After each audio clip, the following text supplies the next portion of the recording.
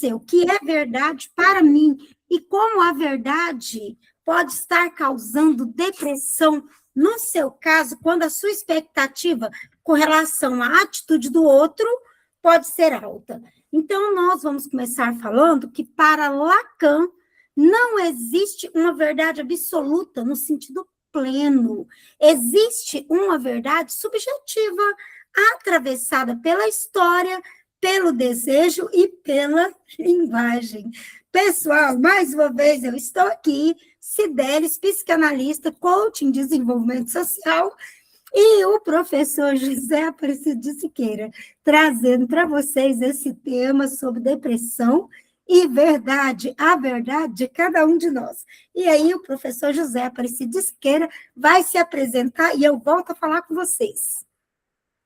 Boa noite a todos do Coisas de Cidelis. Eu sou o professor Siqueira, psicanalista clínico, e falando sobre depressão, a depressão e a verdade singular do sujeito. E também aqui no Grupo Sobrapa, pessoal. Ah, sim, me esqueci disso. Isso. Grupo Sobrapa, Sociedade Brasileira de Psicanálise e Autismo e Coisas de Cidelis.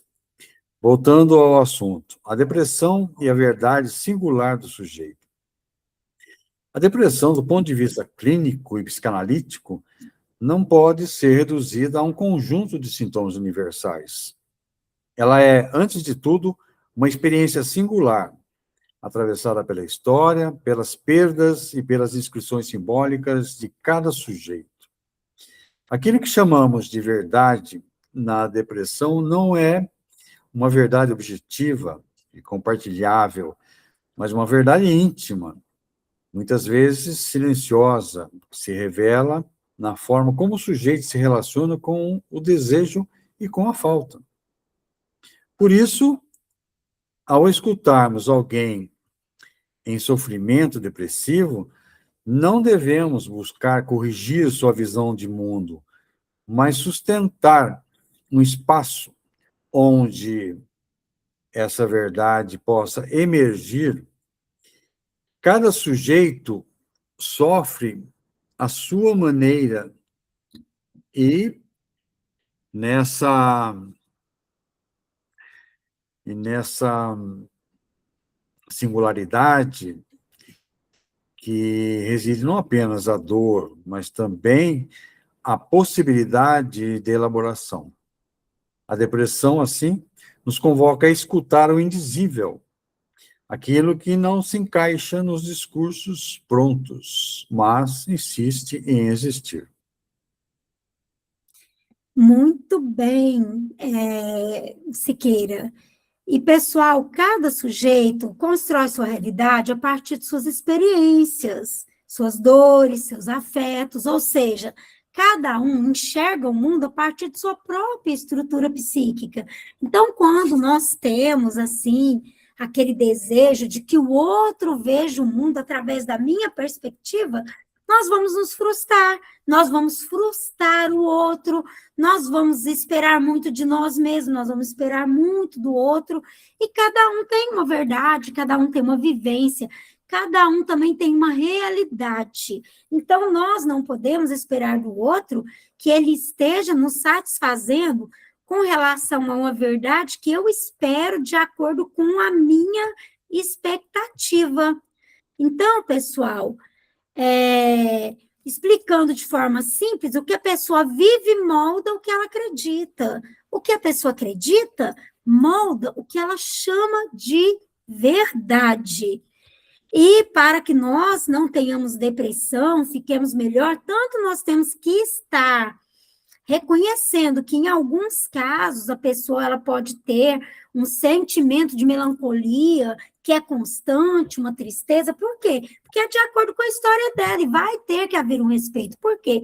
Porque eu vivi uma história, a outra pessoa vive outra história. Eu tenho uma formação psíquica, o outro tem outra formação psíquica. Se nós esperarmos que o outro supra o nosso desejo de acordo com a minha cultura, com o meu modo de pensar, com a minha perspectiva, com o meu desejo, eu vou me frustrar e vou frustrar o outro. E aqui entra uma parte envolvente, poética, que nós vamos falar a respeito disso. As pessoas passam pelas nossas vidas acreditando que estão certas. Cada um de nós tem a sua verdade, cada um está certo, sim, mas de acordo com a sua verdade consigo próprio. E muitas vezes elas realmente estão, mas é dentro da lógica delas. O outro também está certo dentro da outra lógica. Então, nós não devemos tentar colocar a nossa verdade como uma coisa que seja obrigatória para o outro, porque cada um de nós tem uma vivência, tem uma estrutura psíquica e tem também o direito de ter o seu próprio sentimento com relação ao que a gente vê, com relação ao que cada um passou na vida. Mas o problema aqui, ele começa quando alguém acredita que a sua verdade deve ser a verdade do outro. Então, existe aí uma dimensão que pode trazer uma diferença. Algumas pessoas passam e nos fazem bem, outras passam e nos atravessam, às vezes com dureza e às vezes com uma violência psicológica simbólica, porque querem nos incutir e nos obrigar a ver a verdade deles como a nossa verdade, mas cada um tem uma verdade que é sua. E isso não quer dizer que a verdade do outro para ele também não seja uma lógica. Mas todas elas vão deixar uma experiência que nós podemos trazer para nós. Algumas pessoas, como experiência, nós vamos então aprofundar observando tudo isso, né? É da experiência que nasce algo muito mais sólido do que a opinião. Nasce a certeza interna de cada um de nós. Então, a experiência, quando ela é ruim, ela também nos ensina. Nos ensina a ter mais medo, nos ensina a ter mais cuidado, nos ensina onde é que a gente pisa. E é da experiência que vai nascer algo sólido, como a opinião, e nasce a certeza interna de cada um de nós. Então, agora nós também vamos falar aqui da parte emocional, e eu vou passar de novo para o meu querido amigo professor Siqueira. Nós vamos criar uma identificação profunda aqui com o quê? Com o tempo de cada um. A vida, ao longo que ela passa, de acordo com a experiência de cada um de nós, ela nos ensina a diferenciar presença de conexão. Nem todo mundo que está ao nosso lado está conosco. Nem todo mundo que está perto de nós realmente pensa como nós. E nem todo silêncio é solidão. Então, nós podemos ver aqui a ideia de solitude. A solitude não é uma ausência, a solitude é uma presença do meu eu, é uma presença de si. E quando você já não precisa se moldar para caber no olhar do outro, é porque você já está mais inteiro. Então, pessoal, eu vou passar para o professor Siqueira para ele continuar com a segunda parte da fala dele aqui. Muito bem, Cidelis. Dando sequência a essa ideia da verdade, do olhar sobre o outro, existe uma pluralidade, eu diria, né? E vivemos em uma cultura que frequentemente busca padronizar afetos e normalizar experiências, como se houvesse uma única forma legítima de sentir e de existir, quando não acontece isso, né? Há uma coisa plural aí. No entanto, a clínica nos ensina que a verdade não tem dono. Ela se constrói na relação entre o sujeito e sua própria história. Quando falamos de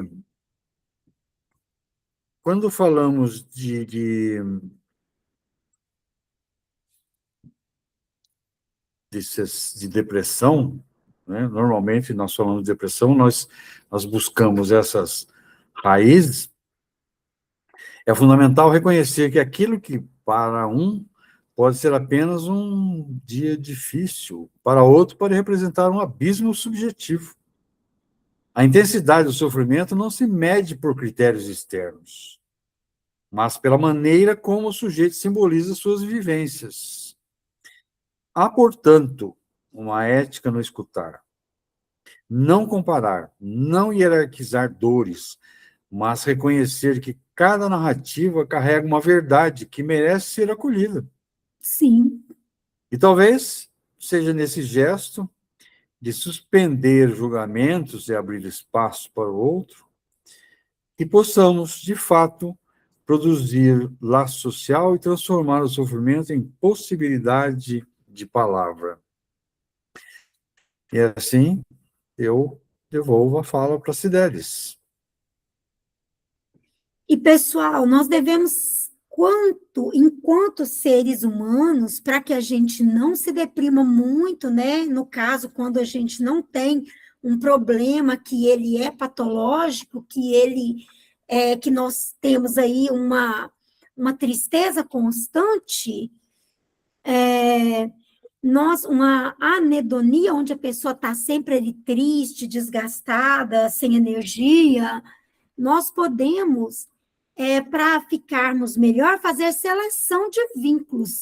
Que tipo de vínculos? Amigos verdadeiros não são aqueles que concordam com tudo, mas são aqueles que respeitam quem você é como sujeito, que respeitam sua subjetividade, sua maneira de existir.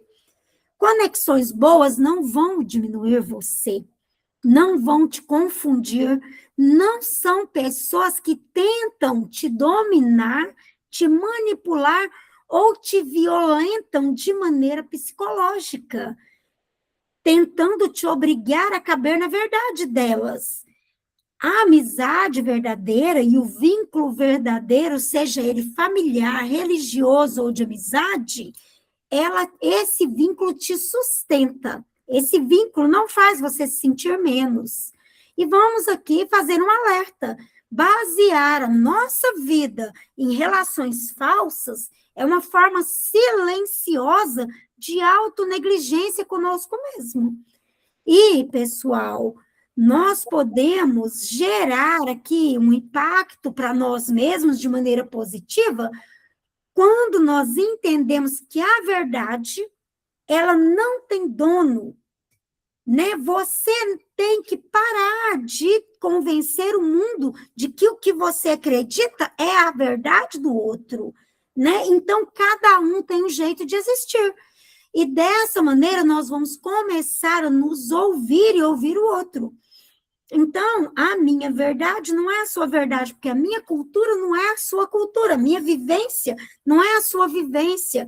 O meu modo de existir, o que é bom para mim, talvez não seja o que é bom para você. Talvez você ache que para você ser feliz e todo mundo tem que pensar da mesma maneira. Tem que estar ali, todo mundo festejando, fazendo isso, fazendo aquilo, e o outro já é uma pessoa que não precisa, que se ele se sentir assim, obrigado a ser como o outro, ele vai se sentir invadido. Então, se eu respeito a subjetividade do outro e o outro respeita a minha, nas diferenças de cada um, faremos vínculos melhores. E nós estaremos entendendo a minha verdade e a sua verdade enquanto sujeitos, porque somos pessoas com singularidade totalmente diferente um do outro, com internalização desde a infância diferente um do outro. E vamos começar a ouvir. E tudo isso muda, ou isso muda tudo. Então, pessoal, para encerrar, né, nós vamos falar aqui um poeminha que mostra que as pessoas passam, as experiências ficam, e aquilo que fica te transforma. Então, escolha o que permanece em você, o que te respeita, aquilo que te faz sentido. Sim, e vamos chamar atenção para uma reflexão. Que nós devemos estar olhando a verdade do outro e respeitando. Cada um vai carregar uma verdade. Qual é a sua?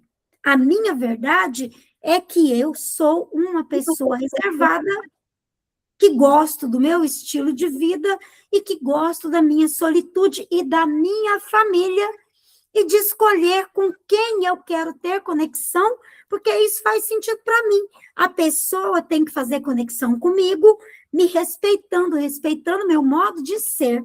E assim eu também vou respeitar o modo de ser dela. E qual é a sua verdade? Quem é você? Essa sou eu. Quem é você, professor Siqueira? Qual é a sua subjetividade? Muito bem, Cidelis. A minha verdade, ela não é absoluta, né? A minha verdade, como de todos, cada um tem a sua verdade, né? Por isso que a expressão verdade de cada um, eu diria, pode parecer simples, mas carrega uma discussão profunda. De que forma isso, né? Especialmente dentro da psicanálise e da filosofia. Eu diria mais, né? Primeiro, é importante que nós não deixemos de reconhecer essa importância da verdade, né? Porque afastar um equívoco comum, isso não significa que qualquer coisa vale. É bom que digamos isso, né? Não é qualquer coisa que vale, ou que não exista realidade objetiva. A ideia é mais sutil. Como nós, psicanalistas, por exemplo, na psicanálise, especialmente em autores como Freud e Carl Gustav Jung, a verdade está ligada à experiência subjetiva. Isso já foi dito muito bem pela Cidelis, né? O que é essa verdade subjetiva, né? Cada sujeito constrói sua própria forma de perceber, sentir e interpretar o mundo. A partir do que isso? A partir de sua história, a partir dos seus vínculos afetivos, a partir dos seus traumas, dos seus desejos inconscientes. Assim, duas pessoas podem viver o mesmo fato, por exemplo, uma separação, atribuir sentidos completamente diferentes. Uma pode vivenciar como abandono devastador e a outra como libertação necessária. Por isso que eu digo, cada um tem a sua verdade, né? Ambas estão, de certo modo, dizendo a verdade psíquica delas. Existe uma contraposição entre verdade objetiva e verdade subjetiva, que vale dizer, a verdade objetiva ela está ligada aos fatos verificáveis, é compartilhável. Exemplo, choveu ontem. É uma verdade que todo mundo sabe. Verdade subjetiva ou psíquica, é ligada ao sentido que o sujeito dá à experiência. Atravessada pelo quê? Pelo inconsciente. Um ponto essencial, muitas vezes ignorado, é que a verdade de cada um não é totalmente consciente. Segundo o Lacan, que nós já falamos bastante sobre ele, o sujeito não é senhor da própria verdade. Mentimos para nós mesmos. Veja que interessante isso. Nós mentimos para nós mesmos. Distorcemos lembranças, reprimimos conteúdos. Então, eu diria que a verdade de cada um é muitas vezes meio dita, meio escondida, né? Não se trata de corrigir o paciente dizendo isso é verdade ou mentira. Quando eu tenho um paciente de frente de mim, eu não posso falar, né? Isso é verdade ou mentira, eu não posso, porque cada um tem a sua.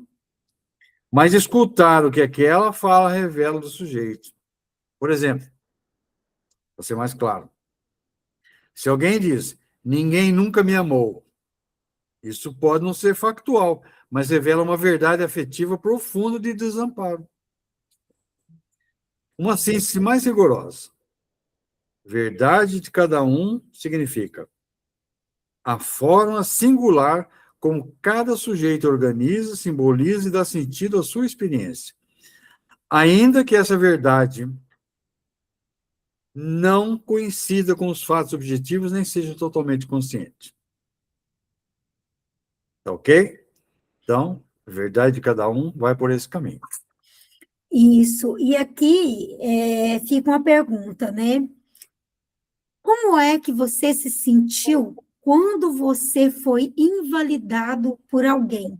porque para aquela pessoa a verdade dela não estava de acordo com a verdade que você acreditava. Como é que isso afetou você? Você permitiu que a verdade dela, mesmo não sendo a sua verdade, prevalecesse para você só para não criar caso? Será que isso te fez bem? Será que isso te causou um trauma? Porque a verdade daquela pessoa é uma, de acordo com a vivência, de acordo com a cultura, de acordo de como ela vê o mundo, e a sua verdade é outra. Então, quando você deixa de olhar para a sua verdade, mesmo que o outro tenha a verdade dele, e desvalidando a sua própria verdade para agradar o outro, você está, de uma certa forma, deixando de ter os seus limites e deixando de ter a sua subjetividade para caber no mundo do outro. Isso não está certo.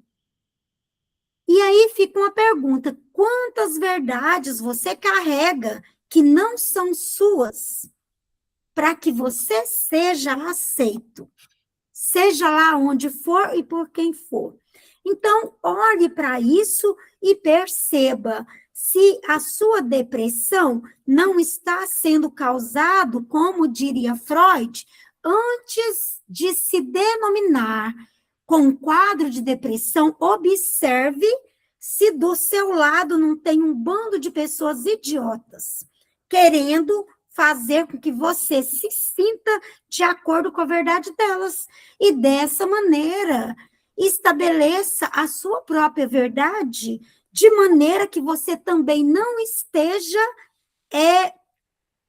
tirando a verdade delas, porque a verdade delas é uma verdade para elas, mas a sua verdade é uma verdade para você, de acordo com a sua vivência, de acordo com as suas dores e de acordo com a sua estrutura psíquica e com os seus traumas, como o professor Siqueira disse. Então, não vá acreditando que você está doente e que está com um problema antes de olhar para a sua verdade e perceber que você tem o direito de ter a sua própria escolha e mentalidade com relação aos fatos.